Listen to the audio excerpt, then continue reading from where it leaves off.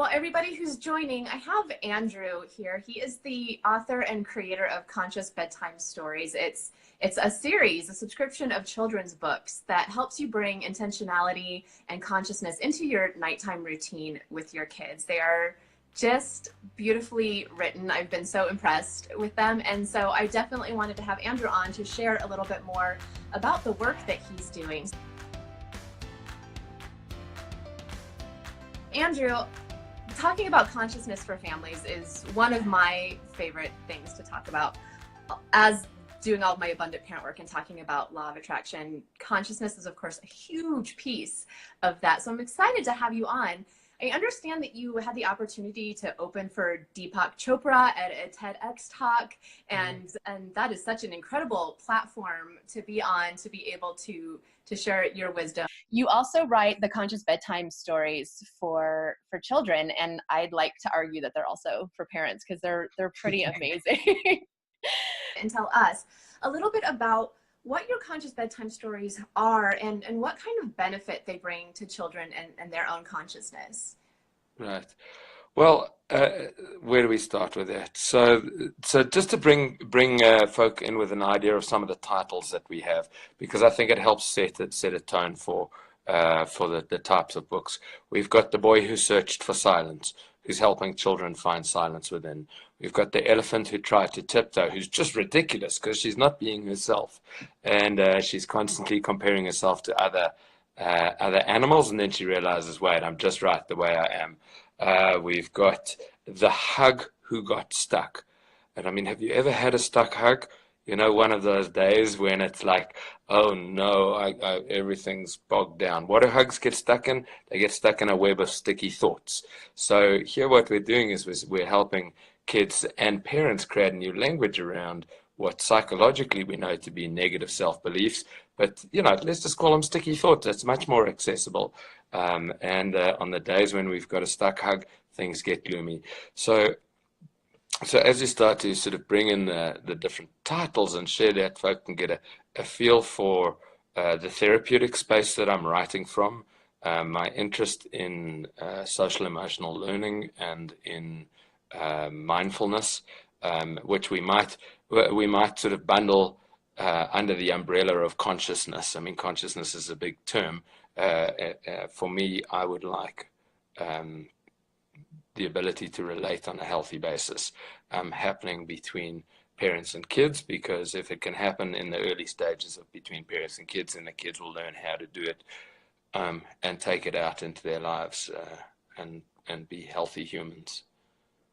Absolutely. And on just such a more simplistic, primitive aspect, I mean, human beings are just naturally storytellers. That's from the beginning of the time how we passed along our history, and children really maintain that. Children are amazing storytellers and they love storytelling. So there's really I believe no better platform than children's books to really spread these kinds of messages. They're really fantastic. Yeah, that was something that I noticed when I was doing my therapeutic training. I'm trained as a healer in the more mystical paths, but the work included a lot of developmental psychology and looking at what happens to us as we grow up, and all of the grown-ups seem to be dealing with problems that started before they were 6 years old, and then also like you said right in the beginning, you know, sometimes you think the books might be for you, and that's the power of story, is that it can work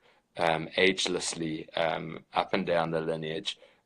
We know from our work and the studies of behavioral inheritance and epigenetic inheritance that we are destined to pass on things to our kids. There's no way around it, but let's make sure we do a good job, or a best possible job. Absolutely. I talk about this all the time in the work that I do, about being so aware of your own history, what you're vibrating, what kind of social programming you've had, and making sure that if there is negative elements to that, swiping that slate clean as much as possible. And sometimes we don't even realize until we're seeing our own behaviors modeled in our children that we're even doing these things to begin with.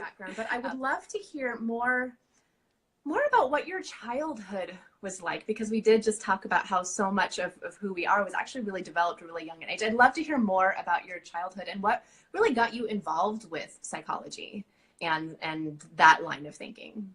Yeah, I grew up in apartheid South Africa. I have one sister and was a sort of a, and two parents who stayed together. They were very loving and very poorly equipped in the emotional language space, and as was in a way the era, and the country was a country of control. So, I experienced the teasing, bullying, humiliation, the internal locked-in experience of going, well, I really don't know how to integrate my own daily experiences. I was uh, dreading the next school day, and then getting home to not have a place where I could debrief it, and um, and I didn't know that that was happening, because of course this is my only childhood, and um, I. I could begin to see in my early 20s that there were some things that I hadn't learned that other people seemed to know how to do. My classic example of that is hugging. I didn't know how to hug. It was something I thought I better learn how to do this, because other people seem to get pleasure from it, and I'm sort of standing here awkwardly. Now you wonder. I mean, I wonder how that could happen, but it happened, and uh, I spent time working in a family business, which brings up, all of the continued nuances of family and their personalities. And eventually, at 28, when I left the family business, it was a real wake up, because I had to work out not only what I was going to do in the world if I wasn't in the family tradition, but also, more importantly, how I was going to be.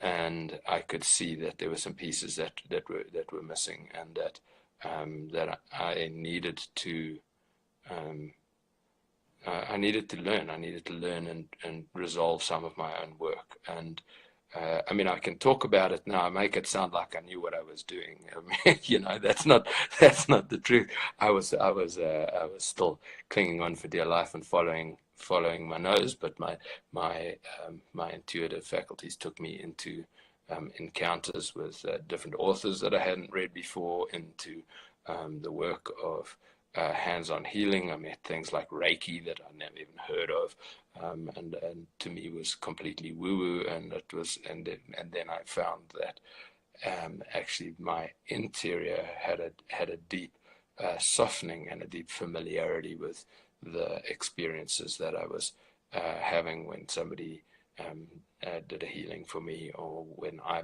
then learned how to do healings, and and I just followed that. It wasn't enough for me just to do a weekend workshop. I jumped in deeply and went and did.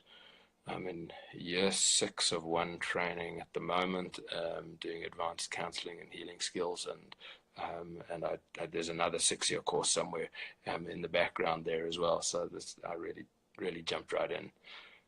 Well, it's interesting too, because a lot of people that I know that are in the mental health work or in healing work, they've often gone through these really interesting experiences in their life where they've become awakened that there's so much more possible for their consciousness, that there's so much more understanding out there. And so I love digging into people's stories just a little bit. So thank you so much for sharing that. It really sheds a lot of really beautiful light on how you didn't just become Andrew Newman, the author of Conscious Bedtime Stories Right, overnight. It's been the 10-year overnight sensation, as they call it. right. And I think, I love sharing that. I love sharing that message with folk who are on their journey and feeling like they're at a point where there's an incongruence between what they do in the world and how they feel in their interior, and they're trying to adjust to that. And um, uh, I know that space, and over a series of different career choices, I became closer and closer and closer to congruent with my own life purpose. Um, and each step is challenging, but worthy of the courageous action. It is courageous. It's faith-based. There's a lot of this just doing the trust fall into what you believe your purpose should be. And luckily, if you are really listening to your intuition and you just do that trust fall, more oftentimes than not, the universe is right there to catch you and to provide those little opportunities and those little encouragements to keep you going. Mm. Absolutely. I was, kind of stalking you on social media to learn about you. And I can see that you and I have the same belief in that the most effective place to create really loving change in the world is through children. Children Yeah.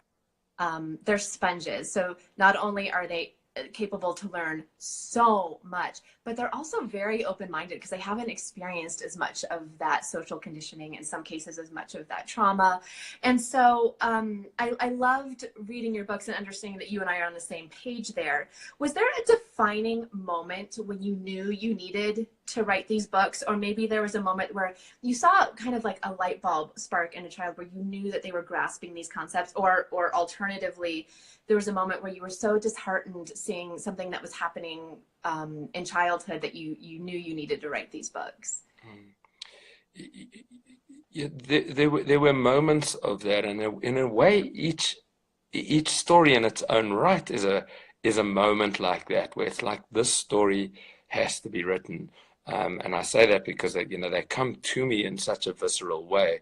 The boy who searched for silence, he was, I was just minding my own business, uh, doing a, doing a quiet meditation weekend. We did a 4-day silent retreat, and at the end of the meditation, the story came and wrote itself in about 5 minutes, and it was like, um, I like I liken my stories a little bit to being a photographer who takes a picture and then shows it to a friend and says, "Here, look what I saw." Um, and this is this is like, hey, you want to know what I saw in 4 days of silent meditation? Here it is. This is what I saw. I met all of my anger. I met all of my frustration. I saw all of my questing to find silence outside of myself. And then I had my personal victory when I surrendered and I fell inwards and I landed into silence. And it was like, oh, and it seems so. So there is this there was a point of compulsion in the journey. I had done 4 little stories. There'd been nothing more than a poem that needed some pictures, and I liked it. I liked the process, so I did it. And then um, my life changed. I've lost both of my parents, and when my second parent died, it was a real moment of pause and reflection and a choice point about going forwards. And I also knew at that time I had just won the green card lottery, so that's how I got to be in the States. I mean, if that isn't divine providence, then I don't know what is. It's okay. Here we go. It's time to change countries, and uh, somebody had said to me at a talk, "Who do you serve?" And I thought that the attitude of service is one that really resonates with me. And I'd had an astrologer actually say to me many years ago that really there are only 2 people in life that we should be in service to. One are the children, and the other are the elderly. Um, and that felt right for me, and that all tied together when it said, "Who do you serve?" And I went, "No, I'm here to help the kids." Absolutely. I think that really comes through with your books. You were also talking about with your inspiration how it's been different moments. So I could see that when you were talking about earlier, when we were talking about struggling with being okay with hugging and everything. And then I have the book, one of your books right here. And then you've written this book, The Hug Who Got Stuck. Immediately when you were telling that anecdote, I immediately thought, wow, that must have been inspiration for at least one of your books. Thank you so much. Yeah, it's Um, it is interesting to know that the stories are intimately my world. I can't write something that I'm not deeply present to, and that is that a lot of the learning of the healing journey is that this is a world of oneness, and we are part of it, And we can't leave ourselves out, even though we may try. Yeah. And of course, for parents, this is the encouragement: don't leave yourself out. Come fully present, so that your children learn how to be fully present for themselves. They will pick up that modeling from you. Absolutely. Because the whole do as I say, not as I do just doesn't work. No Right. matter how much you think you can, it just doesn't work. Yes. Well, speaking of the parents, I would love to take a few minutes to talk about bedtime routines and giving parents some tools and tips that they can really apply at night with their kids and bringing that consciousness and an intentional thought into their evenings. Bedtime is such a great time to really slow down, really connect back with your heart and mind, really get back in touch with that intuition, those inner voices, those inner urgings. So in addition to your bedtime stories, what other conversations and activities can parents bring into their bedtime routines with their kids to really maximize that intentional time with them? Um, right. Well, there's a couple of things going on at bedtime that I think are worth sort of contextualizing. We're transitioning from day into night. We're transitioning from awake into asleep. Um, for a 3 or 4 year old, they're integrating their day, and to we might forget what it's like to be that young and have so many new experiences coming, and need to do the integration. So before the age of 7, kids are still really developing their energy body, their system there, which is the mechanism through which they integrate their experiences of the world. And so it's good for parents to know that kids are really borrowing their nervous system.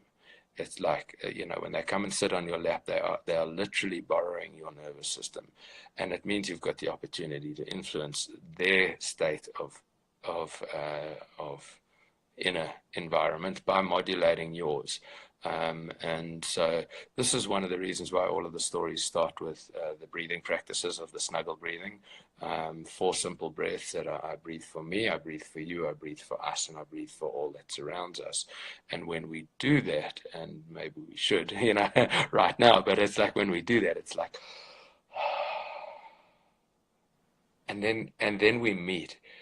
Paired breathing is an incredible way to create connection, and connection is the the tool through which integration of moments of disconnection gets to happen. I don't know if I went round the block on that one, but your kids will have had a painful experience today.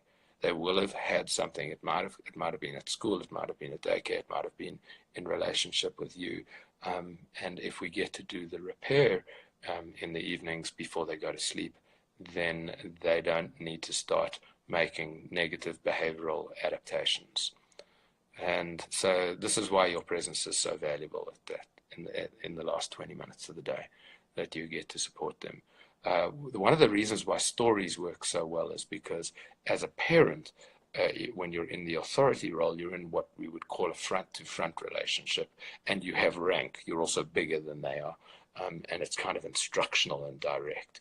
Now, when we open up a book, and this book opens between us, and we kind of turn our posture, and we're side by side entering into another world, and that's part of the opening that I'm sure you've experienced, that your kids say the darndest stuff in the last 20 minutes of the day. You might be on an agenda to put them to sleep so that you can have your glass of wine and get on with the work that you've still got to do, but and then all of a sudden they start asking things or start sharing things. And so my real encouragement for parents is to be ready for that, and be open to the surprise of it, and not overrule the connection that's happening in favor of finishing the book. I mean, the book's not even important at that matter. What's important is your child and the connection that's happening, and being willing to move a little bit on the kind of this idealized boundary that they will be in bed and the lights will be out by this time, um, in favor of meaningful connection. Because when that meaningful connection happens, then all sorts of things settle in the kids. It's like the extra callbacks don't happen. The I want a water. The I'm still awake. That actually, all of those things to me and through my lens are requests for contact and connection. And when their hearts are full because they've already had that, they will be very content to just transition into sleep. Well, you said just about 100 things that I love in that moment. I love this idea that you're sitting with your children and that you take away this element of one of you is the boss, that you're both at that point guiding yourselves, guiding each other through the story. It's really lovely. And I know that my kids, we will sometimes get through all the way through story time, and as soon as the lights come off, really, like, I shut the lights off and all of a sudden there's these really huge questions that are just not a yes or no kind of answer. We'll lay in the dark. Sometimes we'll put the flashlight on, and some of our best conversations happen in those moments as we're falling asleep. Absolutely. Thank you so much for sharing this. One of the things that I love about the messages that I've seen you spread, not only in your books, but also in what I've seen you talk about on social media, on interviews, is your understanding that children are born with their own ideas and their own purpose. I believe very strongly in this. I'm always preaching this to my community. I see this when you talk about child-led activities and practices to teach children to tap into their own inner voice. Can you talk to us a little bit about the benefits of allowing children to have the ability to make their own decisions now while they're really small? You know, decision making is a really interesting point to come in on, because there's certain ways that we particularly in the West here can give children too much responsibility for their age when it comes to decision making. There is a real benefit in comforting children and guiding them, as well as opening up to their unique purpose and expression as it's starting to show in the world. So there isn't a definitive on this. It's much more important to hold an awareness and a question that matches your unique child, that says, is this a right level of decision making for you in your age, or am I giving away my parenting responsibility in this moment because I want you to grow up to be something magnificent? The growing up will happen. I promise. It does. So again, to stay with the uniqueness of your child and where they're at feels really important. Now, I mean, I have a book about decision making.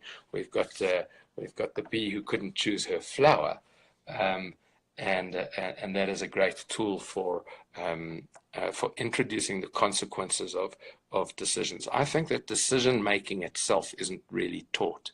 It certainly wasn't taught to me. How do we make a decision? I guess when we learn a game of chess, we're learning the consequence of decisions, and so that's where the gaming and can be supportive for that. Let me just sit with it for 1 minute there, because it feels like a really important, a really important question. I want to come back to the aspect of the uniqueness of each child. And I remember there's a woman called Sobonfu Soma, who grew up in Dagara, that's West Africa, and in her village, when the mothers were pregnant, they would sit around together and they would go into meditation, and they would divine the purpose of the child, the life purpose of the child, and then they would name the child after its life purpose. I think it's fascinating. So her name, Sobonfu, means the keeper of ritual. And from the day she was born, she was the keeper of ritual, and she was treated and seen as the keeper of ritual. I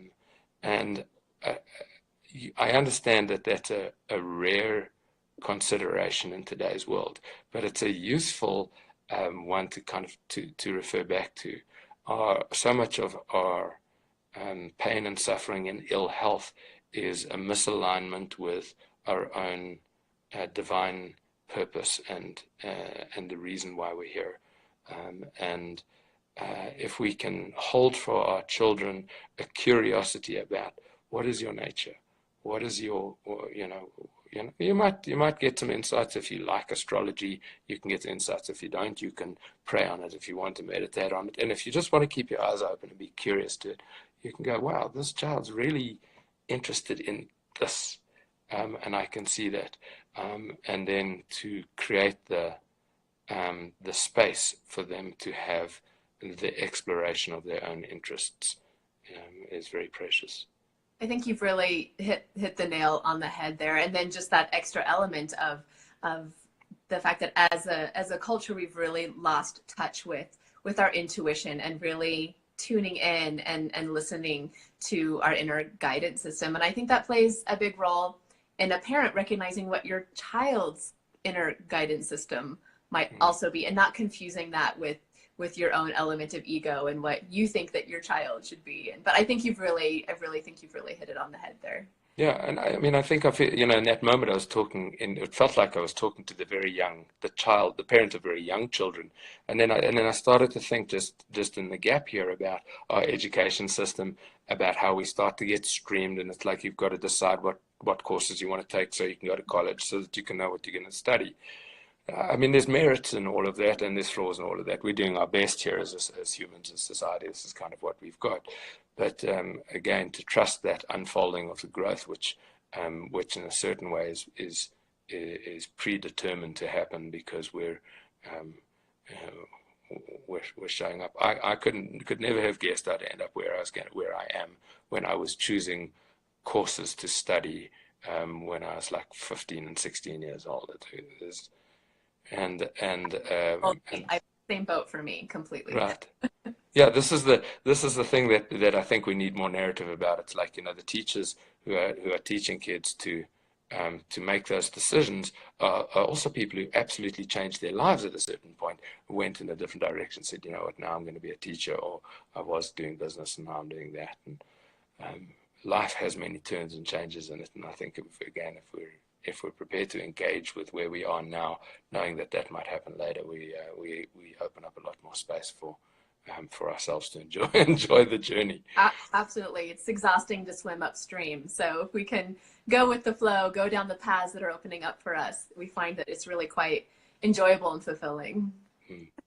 We talked about a couple minutes ago about how you do offer a breathing exercise at the beginning of all of your books. And it's all part of the nighttime experience that the bedtime experience that you're creating with your books. Can you explain how this practice of quieting and tuning into our bodies allows for a greater application of the book's messages? I know you tapped on it just a little bit, but if you want to expand. Yeah, well, 2 points there. One is that it's really not about the book you're reading, and it's all about the lap that the kids are sitting on. And it's useful to have some nice books. So with great words and pictures. Yes, but let's start with that core message that again that positions the parent-child and the connection that's happening in that moment as the primary thing here. My books and the breathing are tools that help that to come to the surface. We use also those 4 breaths contextualize our world. Here's me, now I can see you. Because the two of us are here, all of a sudden there's something called a us that starts to arise in the middle, and then where are we? So I breathe for all that surrounds us. And if you don't mind, I'm actually just going to open the book and show everybody what you have in the front. It's not complicated. I know some parents might be thinking, oh gosh, how am I supposed to do that and read the book?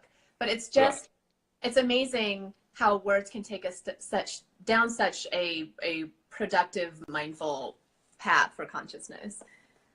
Right. And then so what's happening in many of my stories is that the key character is facing a challenge. And it's the type of challenge that your kids are going to already have faced, or they're still going to face.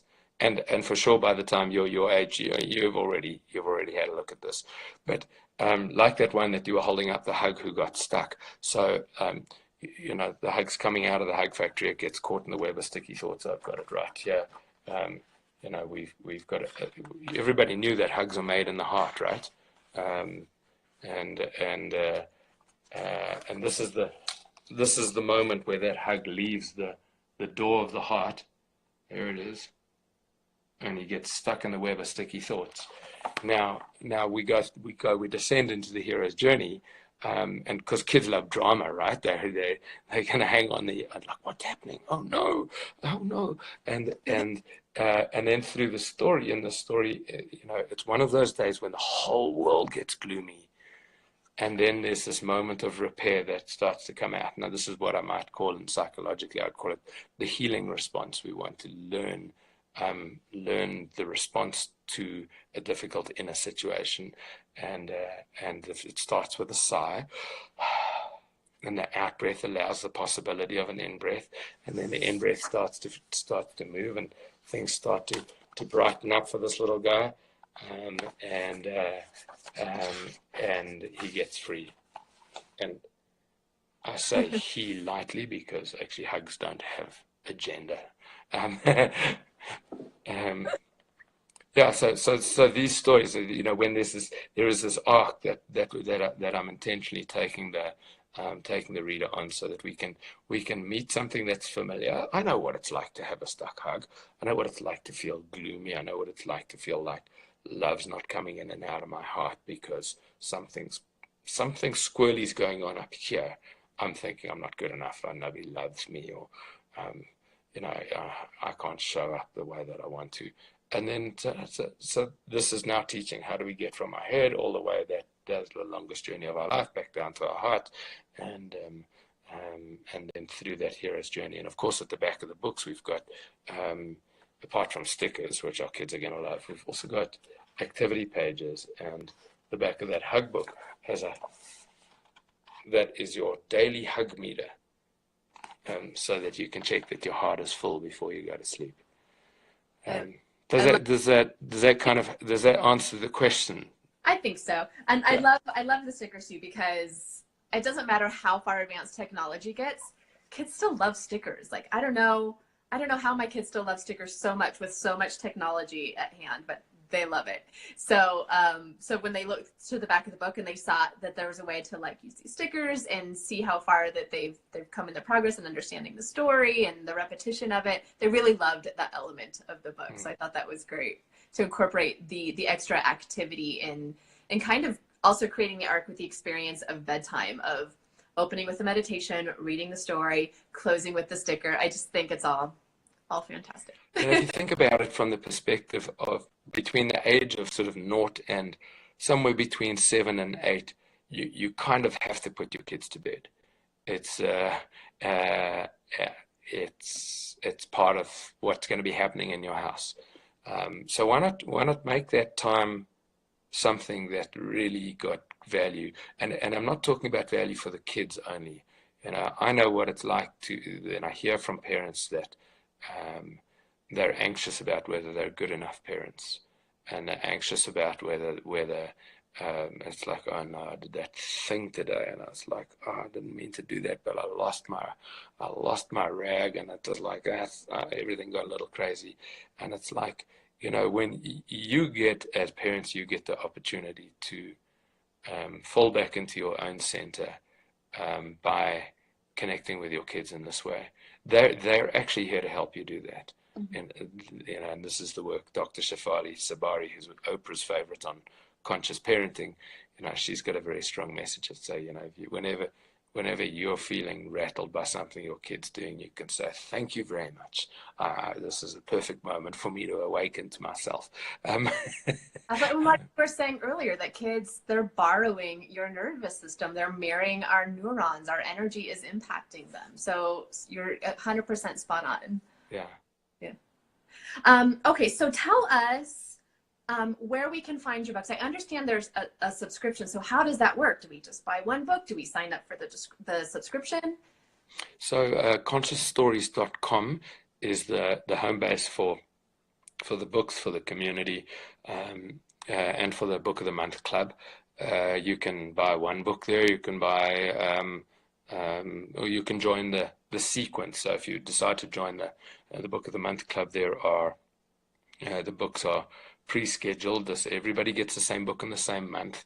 That means that we can have deeper conversations about the themes. I do a full moon story time on Zoom that families are welcome to join, and I obviously love the opportunity to hear how it's going and see how I can help and support and learn and shape and what you'd like me to write about and things like that. The books are also available on Amazon.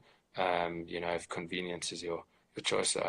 If you like supporting small businesses, then I direct you to our personal website. But Amazon is also a great platform for convenience, as we know. And then our social media that obviously you hear already. Conscious bedtime stories on Instagram and Facebook, and we're. And then I'd like to add, these books are really, the imagery, the words, they've won some awards. They're really incredible books. And I know it's October, but the holidays are fastly approaching. So it's one of those things where these also could be really amazing gifts if your grandparents watching, if you don't have kids yourself, but you do have friends who have kids, if you're an aunt or an uncle. You don't have to be a parent to purchase these books for families that you know. They would be an amazing gift with the holidays coming up. I'm so sorry, everybody, for bringing the holidays up in October. Well, I will say that we do have 6 inches of snow outside. So to be fair, Colorado started the Christmas season already. In that spirit, we've had many people who've gifted books to their local library, and or said, okay, I'd like my school library to have a collection of these. I love traveling. I in fact don't have a permanent home base anymore because the stories have me traveling so much. So if you have a school and you'd like me to come and read stories to your kids when I'm there, we often do new story creation as well. I always meet with the parents to talk to them about the last 20 minutes of the day. Often give an opportunity to inspire our teachers who are on the front line and working so hard to be healthy role models for our little ones. So yeah, if you offer a warm bed and a meal, the chances are I'll say yes, because I want to come and hang out and meet your family and see if we can share stories around the world. Well, that's really generous of you. I know even at my kids' school, there is such a huge movement of mindfulness happening that they're actually teaching.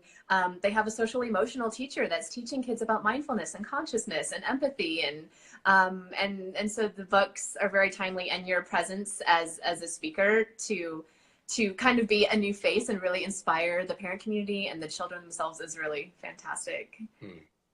Yeah, and Leah, thank you for being a sort of a bastion of this community as well. And I mean, this form of technology and platform and these discussions are so important because they can reach so many people. I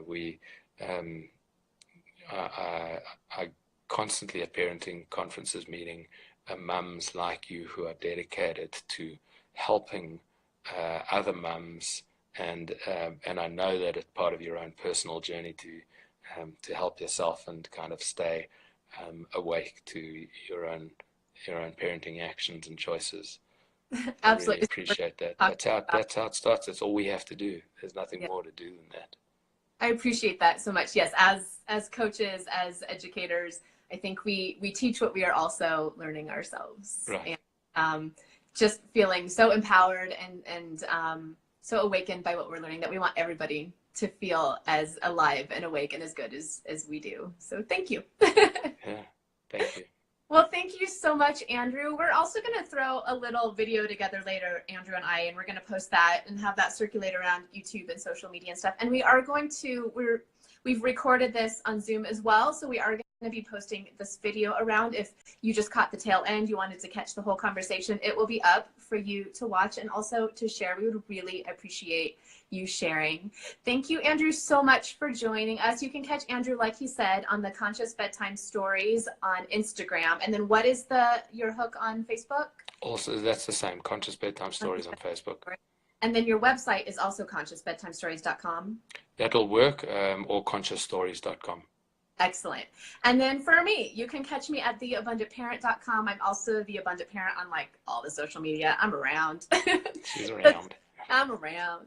Thank you so much, Andrew. I really enjoyed speaking with you. And thank you, everybody who joined today for our live. We'll look forward to continuing this conversation in the comments. If you guys have questions, definitely reach out. We're here. Thanks, Leah. Thanks. Thanks, folks, for joining. Nice chatting. Bye.